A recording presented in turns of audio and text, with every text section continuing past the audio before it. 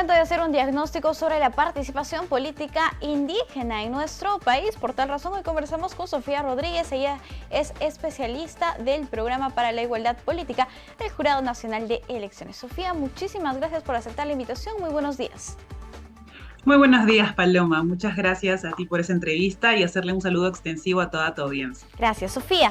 Cuéntanos, ¿por qué en nuestro país tenemos tan poca representación de las personas indígenas cuando en el año 2017, en el último censo nacional, se ha indicado que el 26% de la población se autoidentifica como indígena según sus costumbres y antepasados? ¿Qué es lo que pasa en nuestro país? Bien, es muy importante lo que mencionas y como antesala debo especificar de que conforme el Ministerio de Cultura, hasta la fecha se tiene la información de que existen 55 pueblos indígenas, 51 en la Amazonía y 4 en los Andes. De igual manera, la información conforme al Ministerio de Educación es que se tiene aproximadamente 47 idiomas indígenas u originarios. Y como resultado de este censo, que también has citado, se tiene la cifra de que en total 26% de la población se autoidentifica como indígena, de acuerdo a los criterios que tenía este censo, que son costumbres o antepasados. Sin embargo, Sofía, la representación es bastante baja en nuestro país, si hablamos en el ámbito político, ya sea en gobiernos locales, regionales o incluso en el gobierno nacional. ¿Qué es lo que está pasando? Sí, existen varios factores por los que todavía no se concreta una participación efectiva de los pueblos indígenas u originarios, comunidades nativas y comunidades campesinas. En este sentido es muy importante precisar brevemente cómo es que ha ido de forma progresiva aumentando la aplicación de la cuota indígena en las distintas regiones del país, ¿no? Esto es que desde el 2002 y el 2006 también se tiene que esta cuota nativa inicialmente se aplicó en 11 departamentos, esto es en 29 provincias, y en las elecciones regionales y municipales anteriores del año 2018 se aplicó en 20 departamentos y 131 provincias. Para este año se han ampliado también las inscripciones y actualmente tenemos que se aplica en 22 departamentos, esto es 79 provincias, en el caso de candidaturas por la cuota del Consejo Regional, y 157 provincias en el caso de la cuota para la aplicación en regidurías provinciales. Claro. Sofía, y en el caso de las candidaturas para las elecciones regionales y municipales 2022, ¿cuántas candidaturas? ¿Cuál es el porcentaje que se ha evidenciado?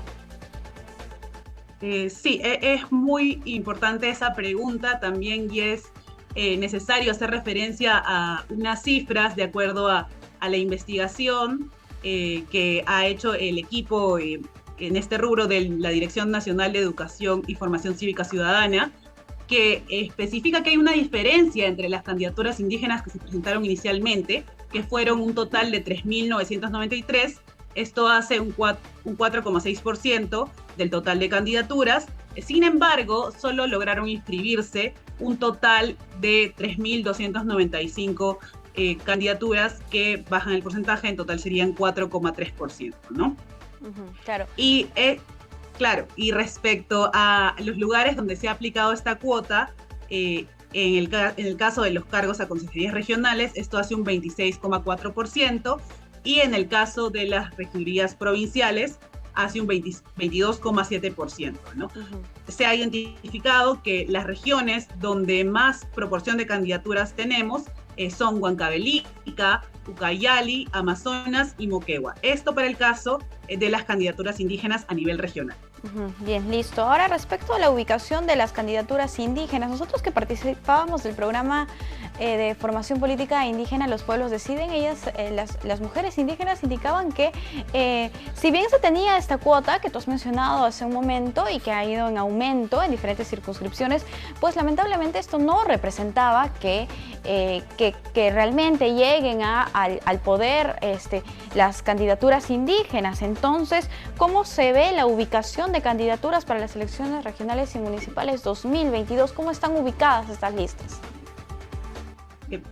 Claro, como bien lo mencionas, Paloma, hay diversos factores que hacen que haya cierta dificultad porque existe una efectiva participación política de los pueblos indígenas u originarios. Sin embargo, es importante también ahí precisar que siendo una medida afirmativa, es necesaria, pero se requiere de otros esfuerzos también. Por ello es muy importante esta data que tenemos para identificar los principales problemas. Uno de ellos, como bien has citado, es el tema de la ubicación de las candidaturas indígenas en estas listas, ¿no? Por ello es que se tiene que el porcentaje de candidaturas, un 46%, 7, para ser exactos, está ubicado en el tercio inferior de las listas. Por ello es que muchas veces esta es una dificultad que presentan, pues se repercute al momento de las personas que son electas, ¿no? Las personas indígenas que son electas. Y esto hace que una de cada 10 candidaturas que ocupan el primer lugar en las listas del Consejo son indígenas, ¿no? Sofía, la participación política en nuestro país es un derecho. ¿Cómo hacemos para garantizar la representación política de los pueblos originarios, las comunidades nativas, los pueblos indígenas? ¿Qué es lo que se tiene que hacer? Muchas gracias por la pregunta y yo invito también a la reflexión. Como mencionaba, la cuota indígena es un avance, ha ido progresivamente aumentando las circunscripciones, lo cual ha significado que más candidaturas indígenas puedan participar de las elecciones regionales y municipales. Sin embargo, existen diversos problemas que ya hemos mencionado, ¿no?